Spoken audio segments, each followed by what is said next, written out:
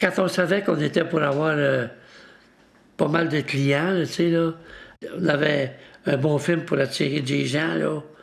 On allumait les lumières, on partait de la marquise, puis en haut, là, Cinéma Georges était allumé. Tout était allumé. Ça flashait. En bon québécois, ça flashait. Fragments d'autrefois. Petits morceaux de vie qui ont façonné nos histoires.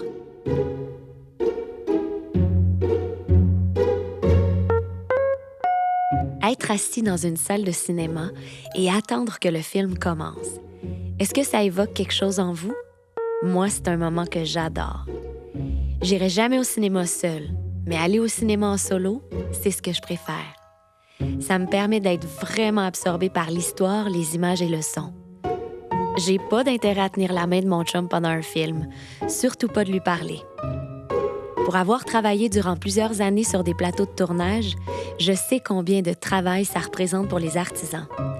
Alors quand j'écoute un film, j'y consacre 100% de mon attention. Vous avez compris? J'aime le cinéma et les salles de cinéma.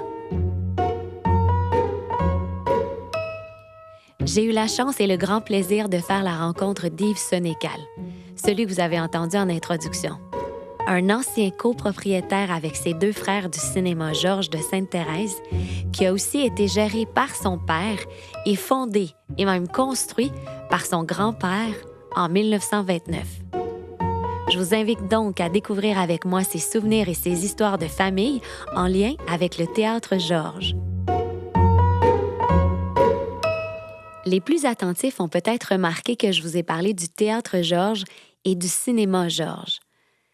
C'est parce qu'au départ, on parlait du théâtre, même si on se comprend là, on n'y présentait pas du tout de théâtre. L'utilisation du mot cinéma pour désigner ce type de lieu est arrivée plus tard, dans les années 70, en ce qui concerne Sainte-Thérèse. Commençons par le commencement.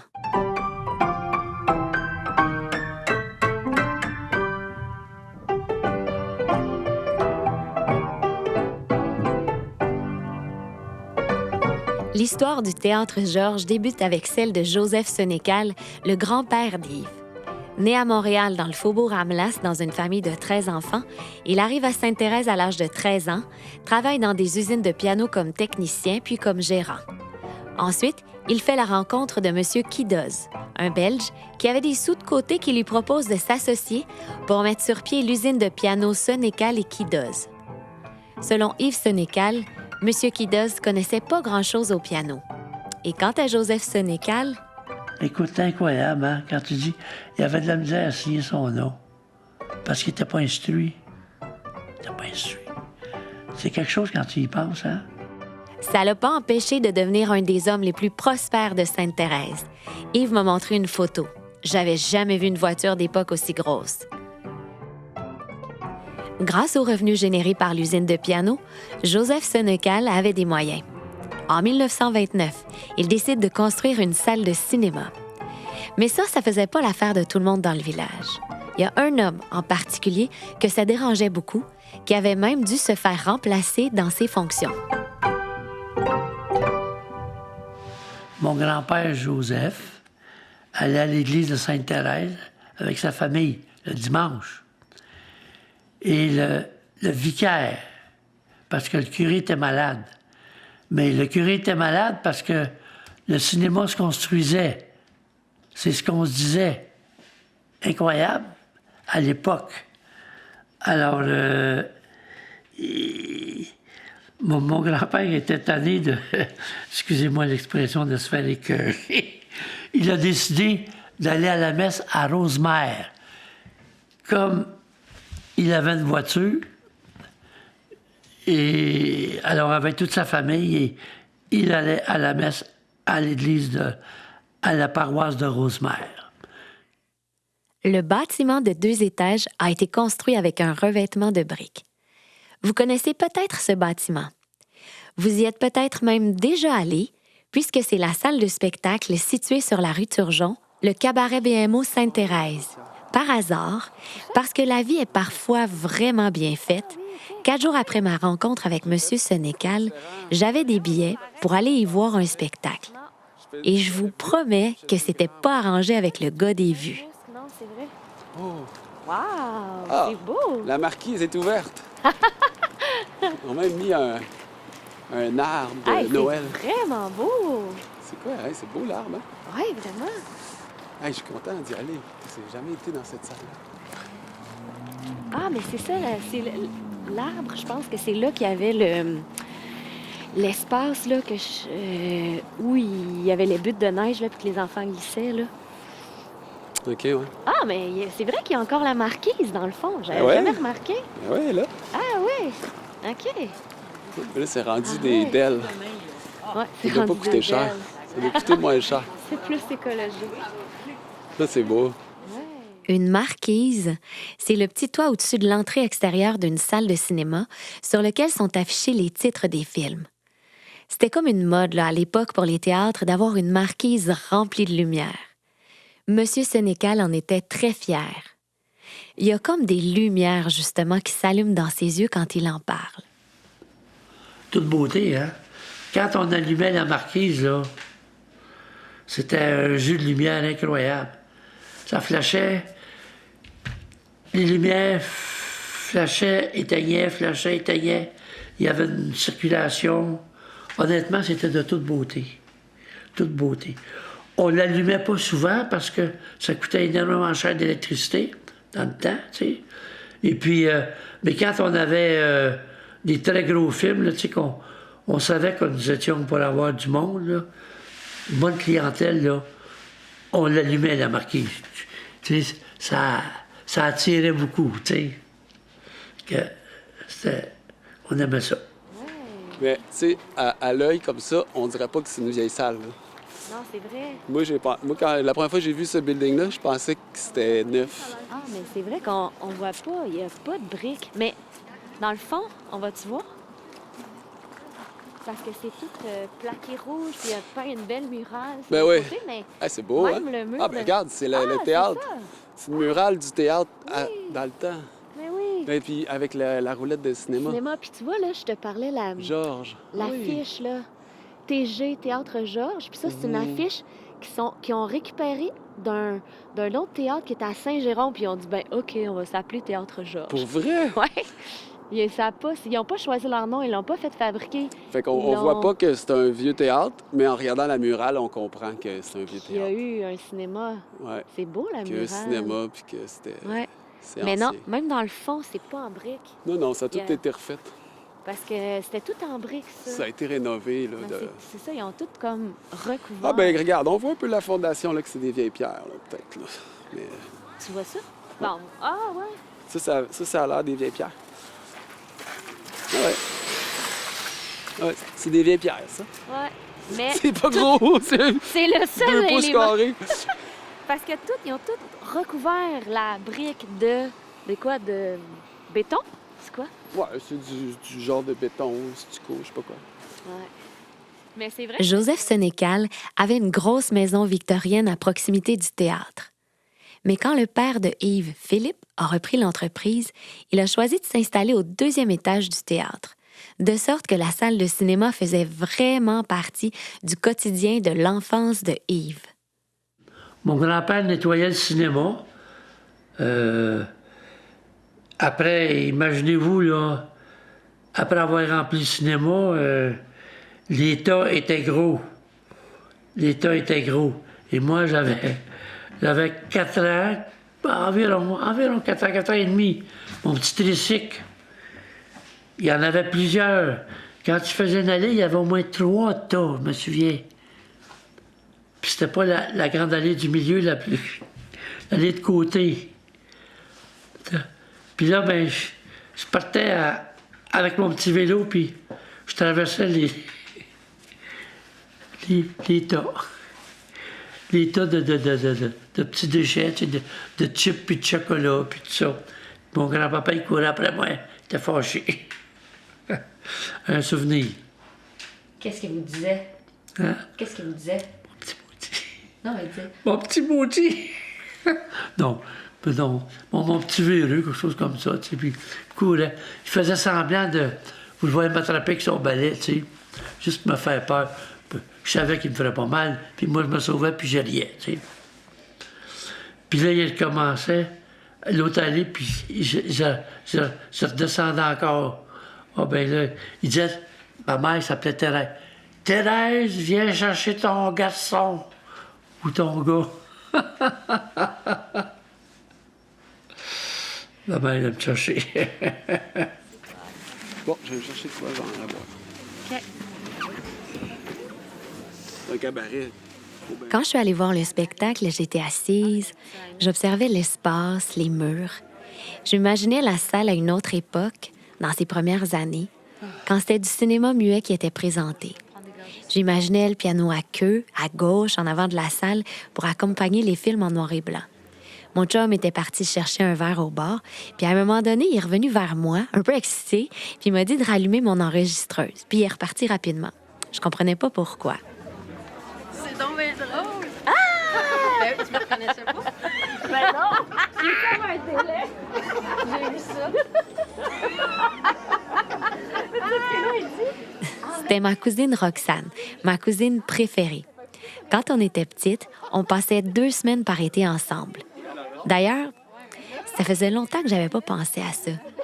La première fois que j'ai fait un film, c'était justement avec elle. On devait avoir 12 ans. Monsieur Sénécal m'a justement raconté un souvenir avec ses cousins et ses cousines.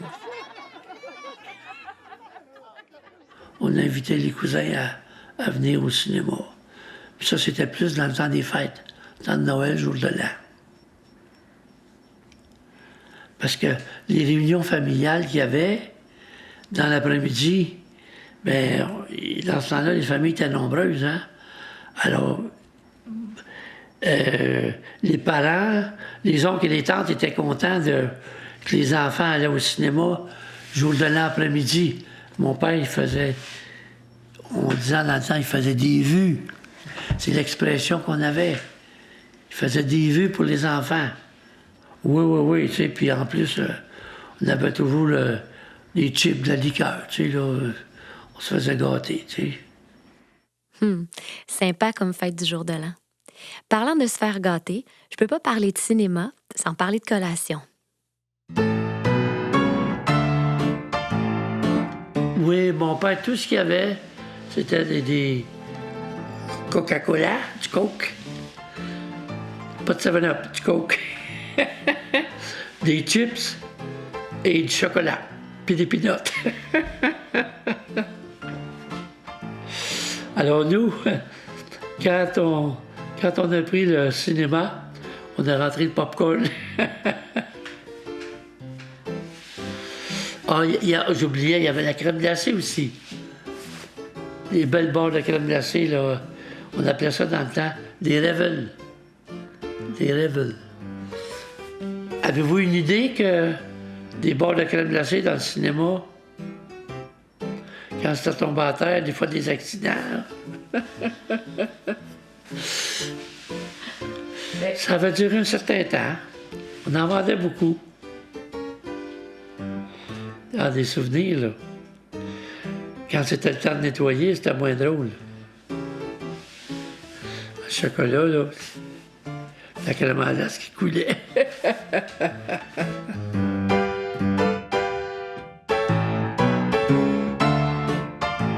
Donc, au dire de M. Sénécal, le popcorn serait arrivé au cinéma de Sainte-Thérèse dans les années 70.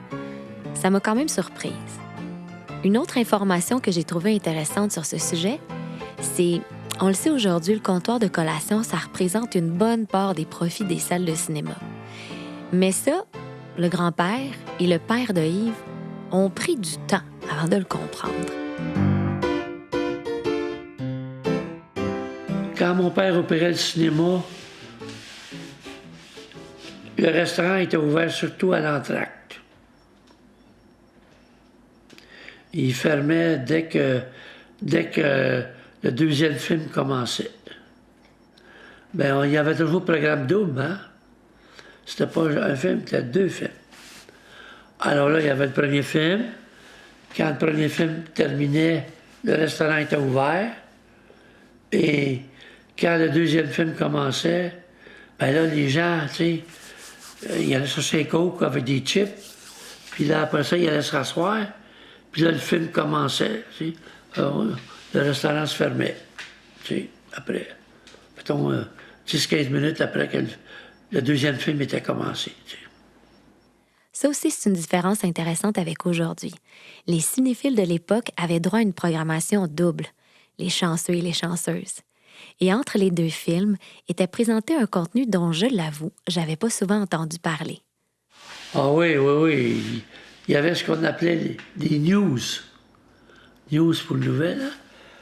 Il y avait les news, oui, qui venaient des États-Unis. Des news qui venaient des États-Unis, soit des nouvelles de la guerre, hein? Qui étaient en retard tout de même, mais c'était à travers le monde, des gros événements qui s'étaient passés à travers le monde 2-3 semaines avant. Là, c'est sûr que dans ce temps-là, hein, c'était pas comme aujourd'hui, communication. Hein? Mais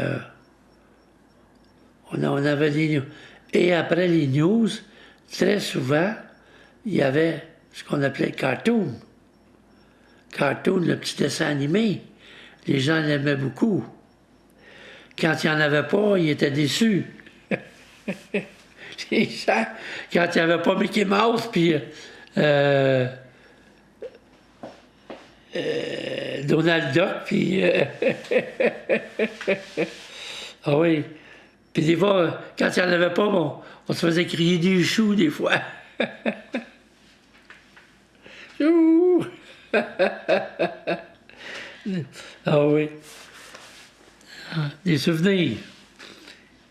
Non, mais ça ressemble à ça. Mais on sent le cinéma. Ouais. Tu sais, on sent que c'est une salle de cinéma. Non, mais c'est Le vrai, format. moi, j'y pensais pendant le show. Ah, Parce que c'est ça le sujet.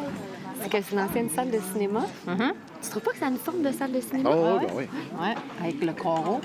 Le carreau, c'est vrai, je t'en ai parlé dans le Vivre juste en haut d'un cinéma, et surtout quand c'est ton père le propriétaire, ça veut dire avoir le privilège de voir tous les films qui sont présentés. Personnellement, j'aurais adoré ça. Les membres de la famille de Yves descendaient pas tout le temps au rez-de-chaussée dans la salle de cinéma pour les regarder. C'est parce qu'ils avaient, annexé à leur appartement, une toute petite pièce de visionnement privé qu'ils appelaient le carreau.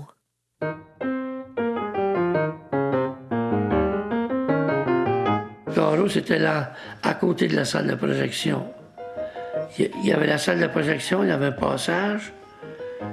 Puis, quand on montait l'escalier en avant, ma mère avait sa machine à laver là aussi, dans le carreau, sur le côté. Puis il y avait juste 2 petits bancs qu'on pouvait s'asseoir. On pouvait voir des bouts de films. Des petits... Dans le temps, on disait des dessins animés, ou on disait des cartoons. Au lieu de dessins animés, c'est des cartoons. Cartoons en anglais, tu sais. Ma mère, elle disait, son frère prêtre pouvait ainsi inviter quelques confrères, des prêtres qui venaient voir les films dans le carreau. Parce que les prêtres, même dans ce temps-là, écoute, t'avais pas de film indécent, là, soyons honnêtes, là. Mais par contre, un prêtre ne pouvait pas dire « je m'en vais au cinéma voir le film ». Alors, il venait à cachette, dans le carreau. Même si le carreau n'était pas grand, il pouvait être 3, 4 à ce là. C'est ça que ma mère dit, là. Son frère prêtre pouvait inviter quelques confrères. Puis c'est des prêtres, écoute bien, qui étaient professeurs au séminaire de Sainte-Thérèse, qui est le cégep Lionel-Groux aujourd'hui. Ils enseignaient là, ces jeunes prêtres-là, tu sais. C'est ça. Il y avait des films avec Tino Rossi, Louis Mariano, puis c'était des chanteurs. Ils venaient voir les chanteurs. C'est bon, ça, des prêtres qui venaient voir des films en cachette. Oui. Mais ces privilèges offerts aux jeunes prêtres n'ont pas su empêcher le père de Yves d'avoir des soucis à son tour avec le curé de son époque. Je pensais que c'était papa qui avait décidé ça, mais c'était pas lui. Tu sais, quand tu avais une annonce comme ça, une grosse annonce, avec une actrice bien connue. J'en ai 2-3 noms dans la tête, là. Comme Jane Russell, qui était très bonne danseuse au cinéma, décolletée. Mon père, qui avait une robe bleue ou jaune-orange. Papa, il avait des pots de peinture. Caché le bout du début du sein. Juste en haut, la petite craque. Mais ça, c'était pas de lui, c'était le fameux curé. Il passait devant le théâtre. Toutes les semaines. Le curé, dans ce temps-là, il marchait. Il disait, Philippe, c'est épouvantable, ça. T'as pas honte, hein? Fait que mon père, il avait décidé de s'acheter des pots de peinture, puis il peinturait les affiches. C'est de l'histoire, mais c'est vrai. Incroyable. J'adore vraiment cette anecdote. Je suis contente. Mais moi aussi, je suis content de t'avoir rencontré. C'est pas si pire comme ça? Vraiment bon. Après l'entrevue, on était dans le bureau de M. Sénécal. Il y avait un piano, évidemment, fabriqué dans l'usine de son grand-père. Il m'a joué quelques airs. C'était tout à fait charmant. Dans le fond, c'est votre grand-père qui fabriquait les pianos, mais ça n'a pas créé une lignée de pianistes. Ça n'a pas créé une lignée de pianistes. C'était pas dans la famille. Là. Non. Écoute, je vais te jouer un morceau, le seul morceau que mon grand-père jouait. Je le sais, je l'ai dans la tête, là. Parce que j'ai entendu mon père le jouer. Puis tu vas voir, juste par le rythme, que c'est vieux. Ben ça. Grand-père Joseph Sénécal jouait ça.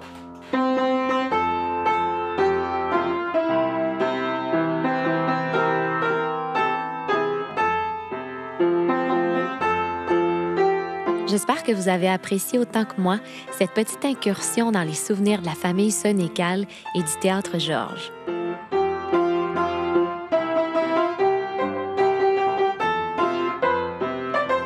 Est-ce que j'ai senti des fantômes de la famille Sénécal dans la salle?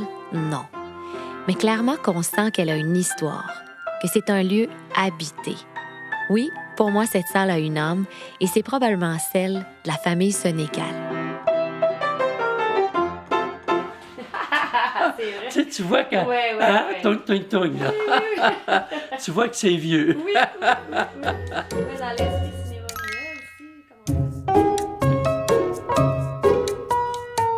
Je remercie chaleureusement Yves Sénécal.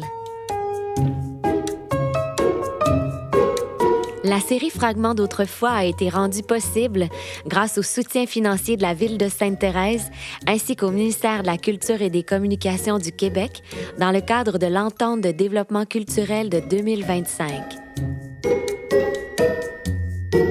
Réalisation et montage, Valérie Sears.